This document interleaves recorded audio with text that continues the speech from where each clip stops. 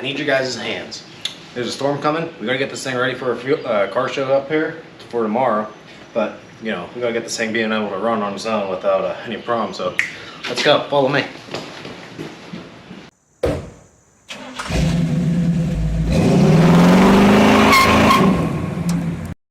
All right, welcome back to Getting Together Garage with, you know, we got the Camaro here again.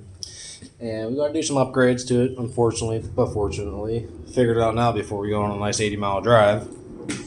We need ourselves a new fuel pump, which is what I have here now. Same one I had. I'm going to do a comparison of what my car sounds like, what our Trans Am sounds like that has the EFI in it too.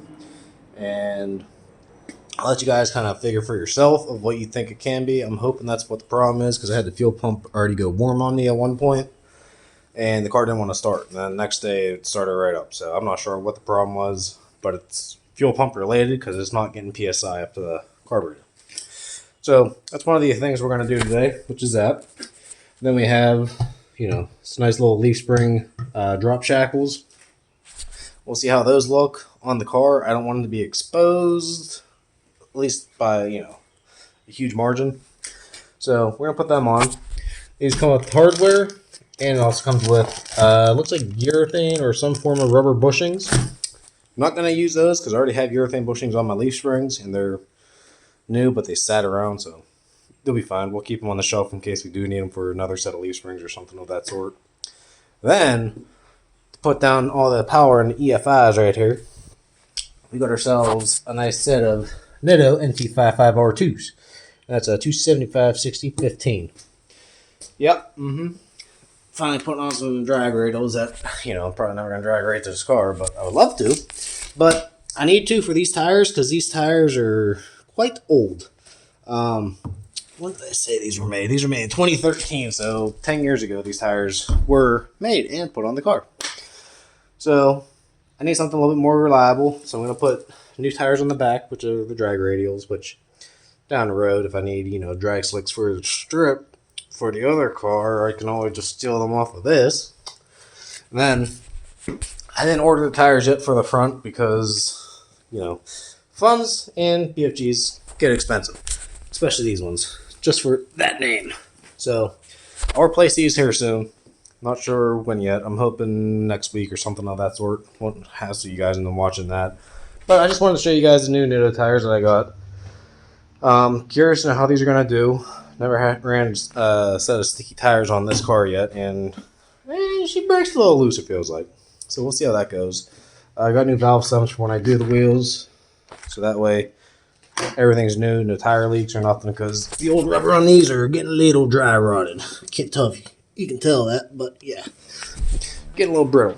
So let's kind of get back into this thing jacked up, see what we got, see what we got to get into, and hopefully no fuel leaks. But let's go ahead and do that real quick and see what we get.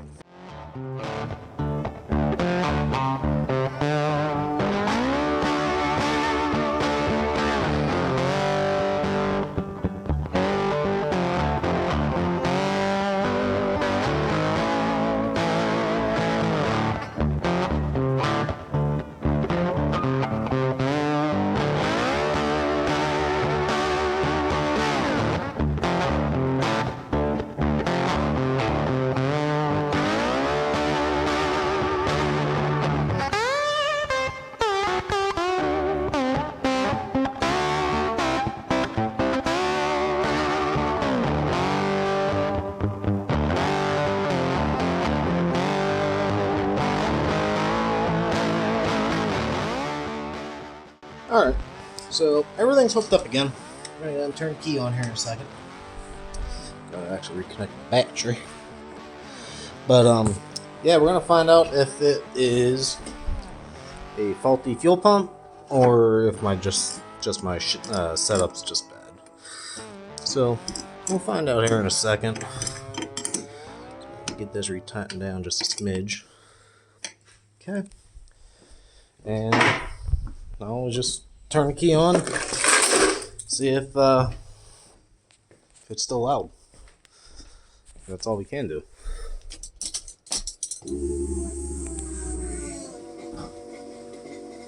That sounds a lot better already. let's go get you guys set up over there. Okay, I think you're almost set up. There it is. Yeah. Alright, well, before we tear into it, we're going to get you to hear how this fuel pump sounds. So this is just of the key being turned on, and just listen.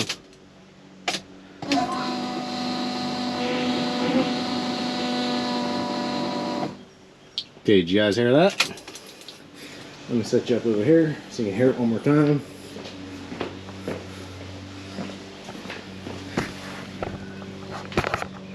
Right there.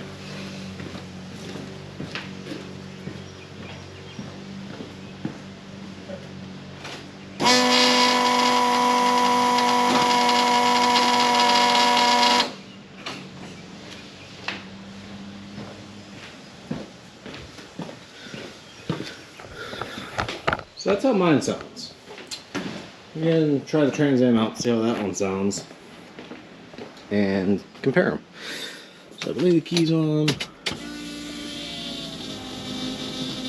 Can't even hear that one. Alright, let me put you right over here too.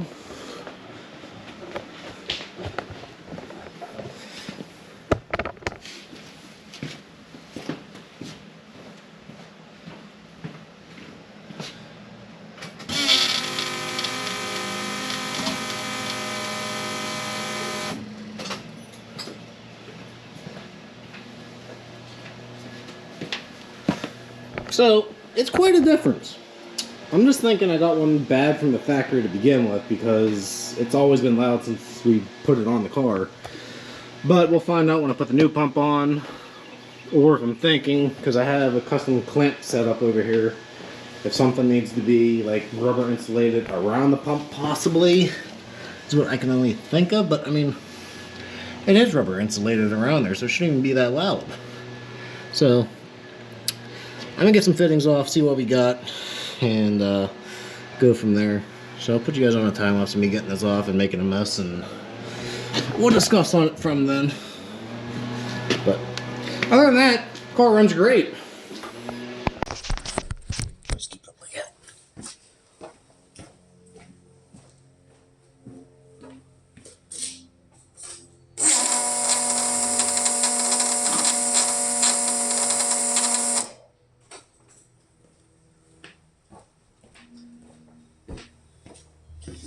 You tell me, but I think that sounds a lot quieter. Let's go hit the Trans Am, see if it's relatively similar.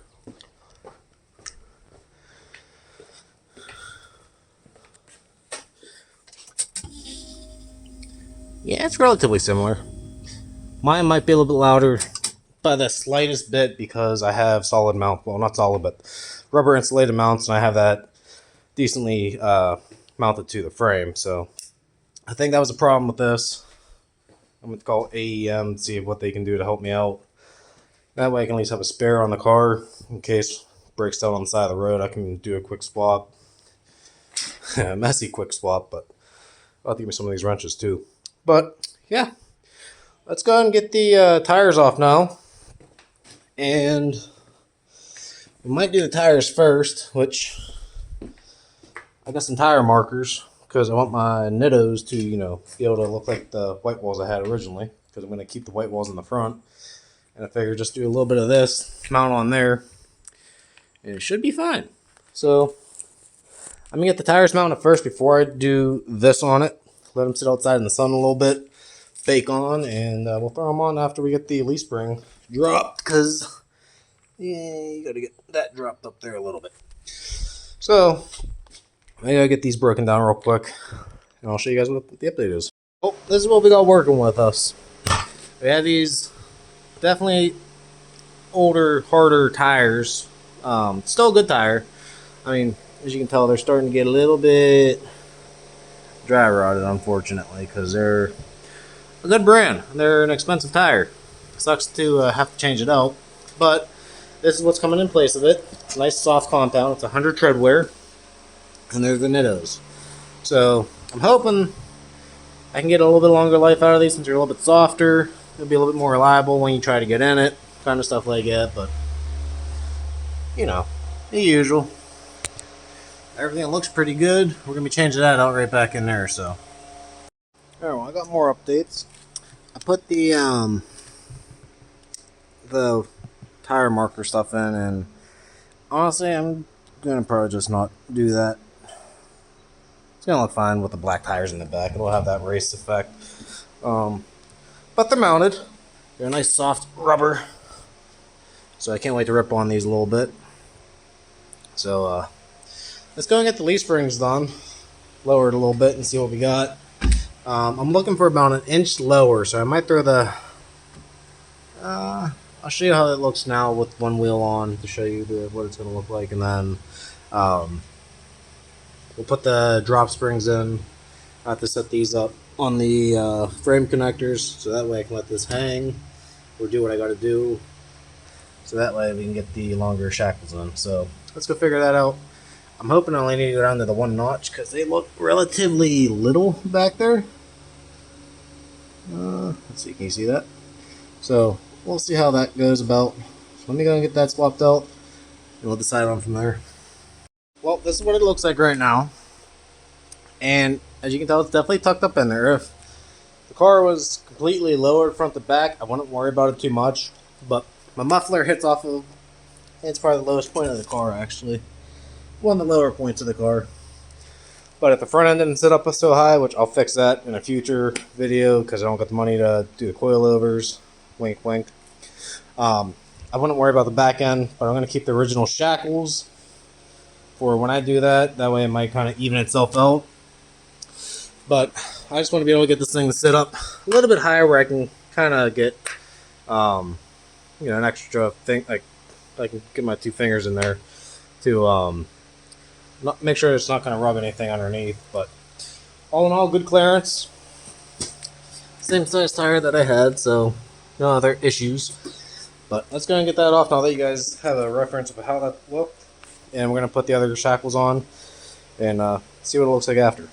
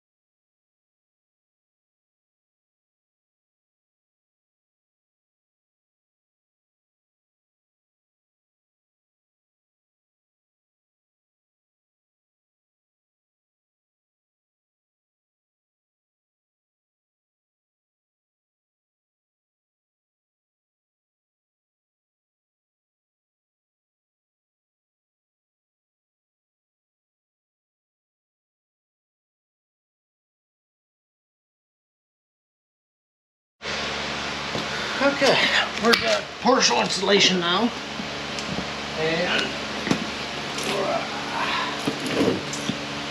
might need to drop the gas tank partially for the other side because when I redid the car, I didn't really pay attention to how I put them up in, and it should have been the way that this side was, and guess what? It wasn't. That's funny. Always funny. But what we're gonna do is make sure you can see. I'm gonna throw some anti-ices on here, so that way she don't seize up on us down the road. Makes it nice and easy. And to show you of how these used to be, so already we're gaining about an inch right there. So all we have to do now is make sure we lube our bolt up and this side, just so it wants to, freely move. A little bit of lube never hurts. Do the same on this part.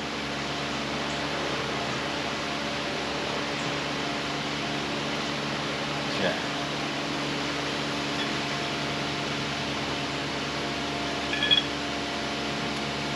This will kind of tell us where we're going to have to be, where this sits.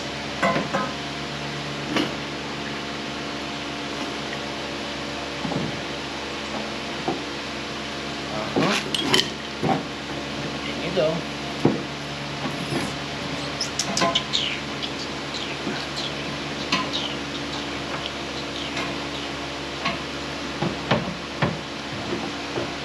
Easy does it.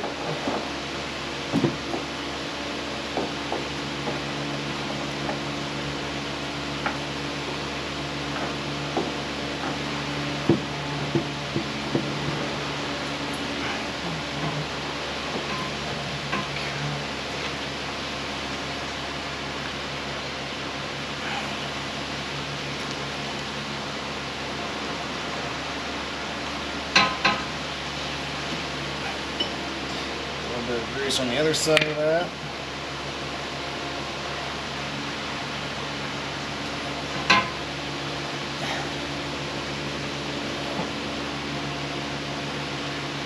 The bolt's not quite the same length.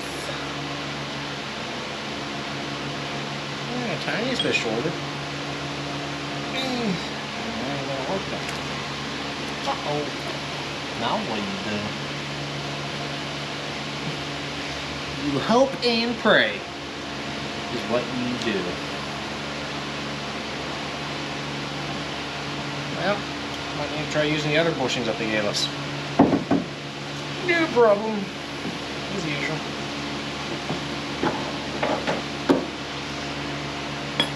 Let me go see what theirs got. You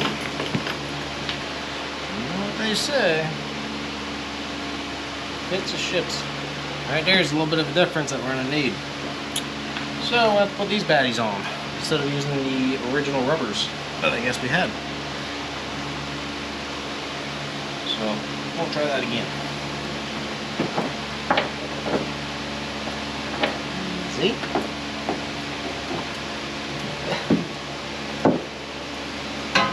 Okay. We'll do a little on that.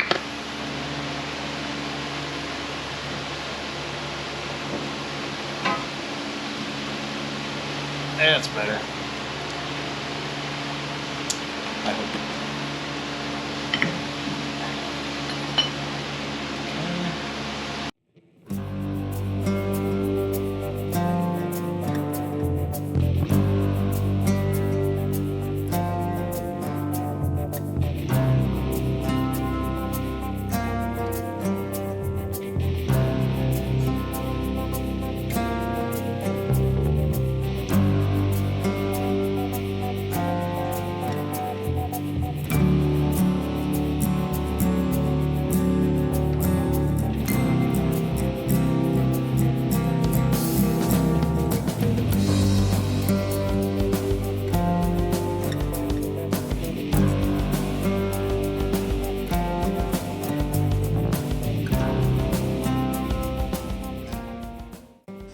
Alright, well, I got this one out. I had to drop the tank a little bit, not all the way, luckily. So I was able to kind of finesse this out just enough. So I'm going to leave that there. All the rubbers are already pulled out of it. I'm going to put the new ones in for this side. And it should be relatively about all we're going to need. I'm going to need these. So I'm just going to throw that there for now.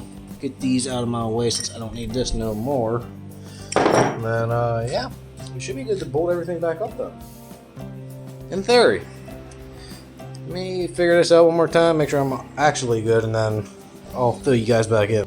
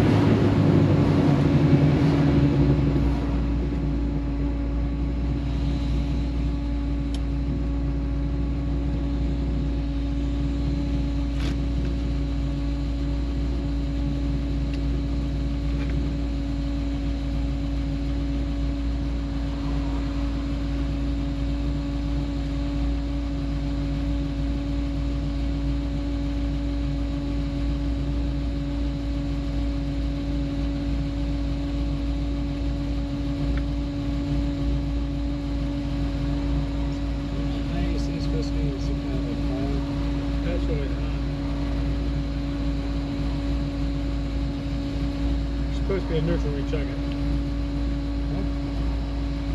I guess it is a neutral, huh?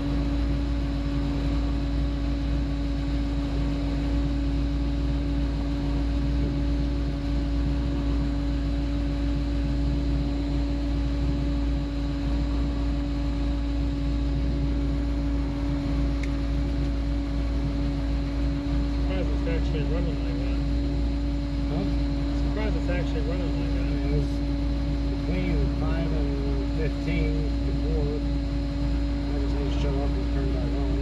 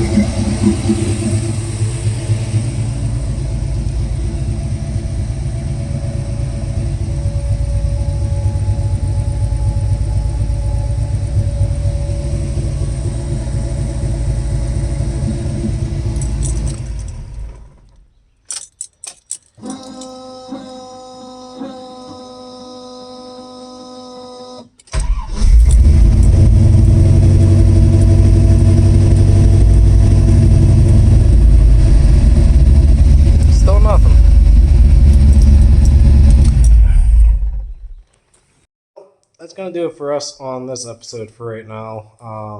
Not exactly sure what the problem is. I'm not even sure if it was even the fuel pump.